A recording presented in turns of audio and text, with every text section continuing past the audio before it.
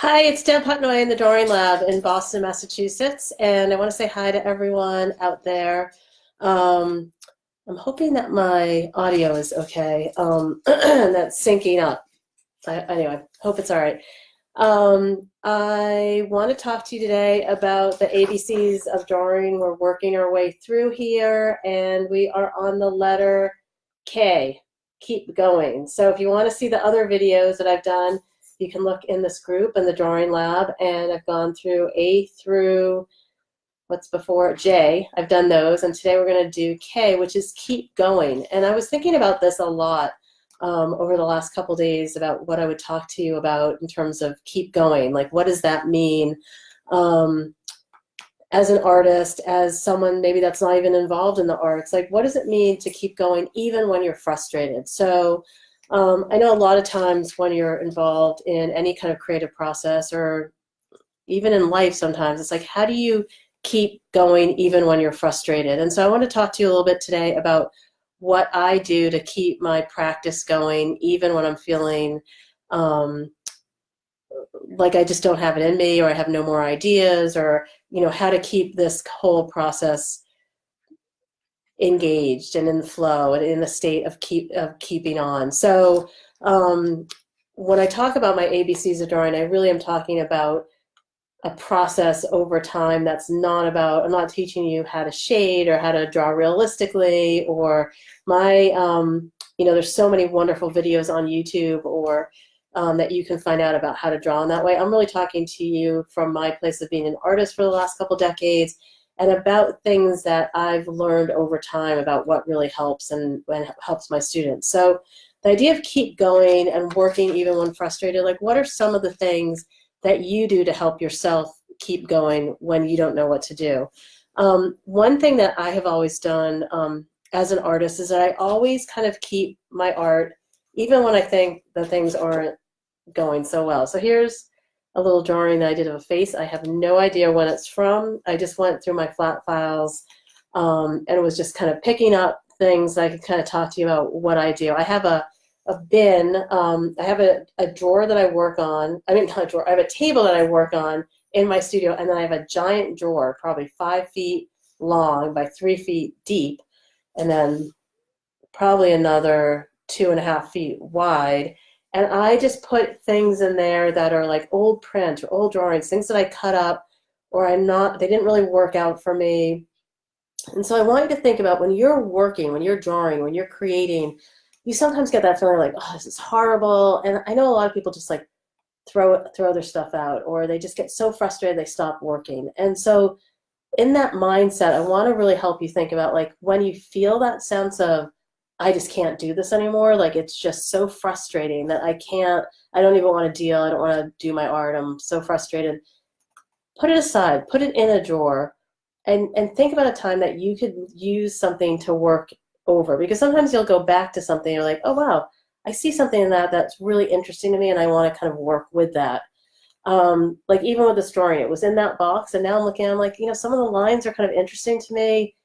I might be able to use this in something else. And a lot of times I will create pieces that are composed, they're collage pieces that are composed of lots of old things. So I have a piece here also of, I use, a lot of times I've done these tape drawings for you before, but I tape up areas and then I kind of play with making marks in different sections.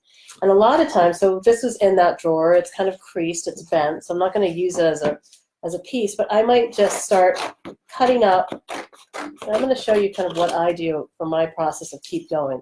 So I might just start cutting up little sections of this. So I have these,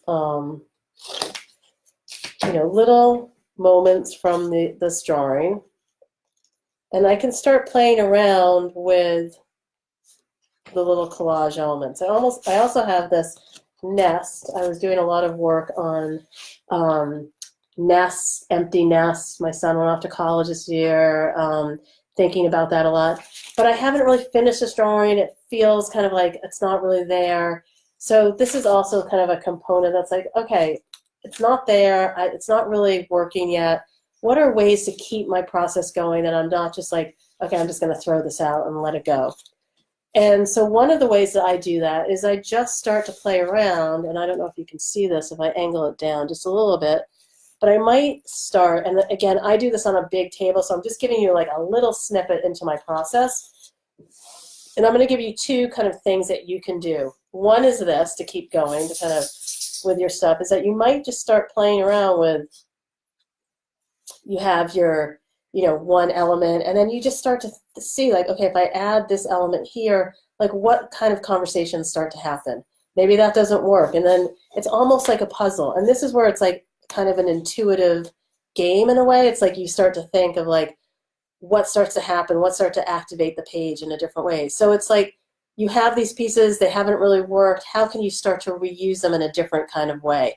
And that's what I really want you to think about when I say keep going. It's like, how do you keep your creative process and the juices flowing even when you feel like you want to quit, you're frustrated, you're just done with everything. You go into your drawer of these saved drawings that you have, and maybe you cut them up like we did with this. Maybe you, I have other pieces here, like old prints. These are kind of large. The print didn't really work. I don't really like it, but there's some little passages or moments that like, okay, maybe I'll cut up this area and start to build that in.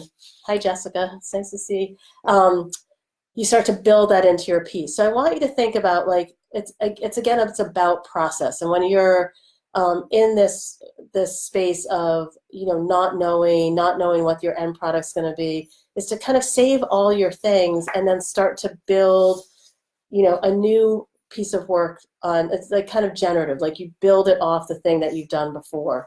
And so I could take all these squares that I have from this old drawing, just cut them up. And then I have my nest here, and I have this face. And what I would probably do is when I get into the studio, and I really like this nest image right here, but I'm going to cut it down. And I'm not going to do this in front of you just because I don't have enough space where I'm working right now. But I would start to kind of build my piece based on my components and start to think about how can I keep going based on the pieces that I have kind of in front of me and what's left in my drawer that I can kind of pull out from there. So one way to keep going is to just use your old drawings, prints, whatever that you have, and just see where you can transform those into something new.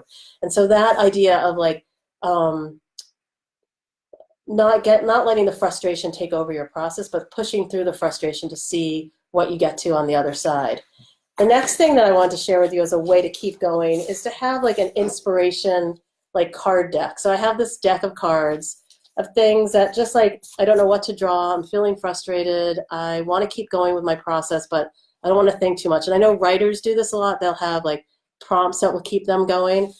But here is just like, I could start with this one, draw closely clumped circles. So just fill a page with just circles that are clumped and just start to doodle, start to see what happens when you just start to build a drawing just with clumped circles. Like what would that mean?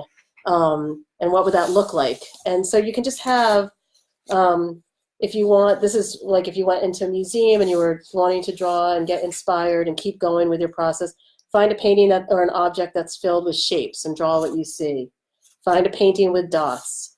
So this is just ways to kind of jumpstart your process. Let's see what else.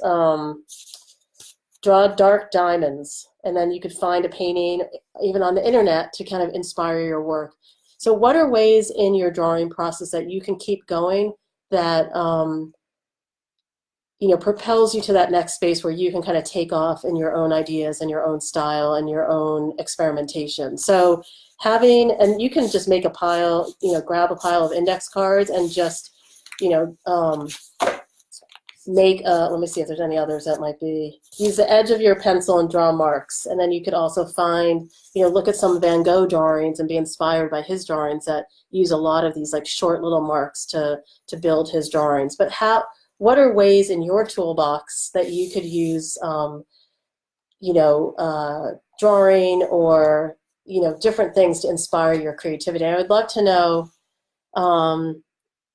Jessica says, kind of reframing products as process components, an ongoing conversation with your changing self. Perfect. That's great. Jessica's like my mentor and a great inspiration. So